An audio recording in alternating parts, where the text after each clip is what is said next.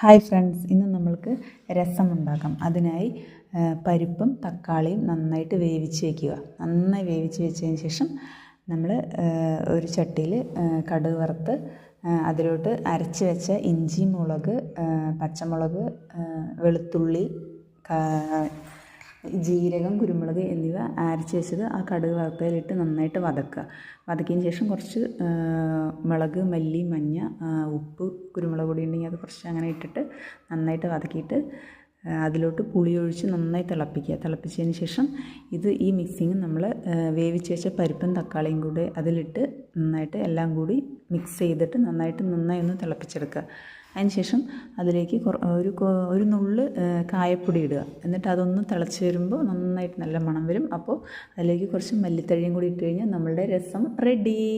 Okay, എല്ലാവർക്കും ഇഷ്ടപ്പെട്ട് കഴിഞ്ഞാൽ ലൈക്ക് ചെയ്യുക. താങ്ക്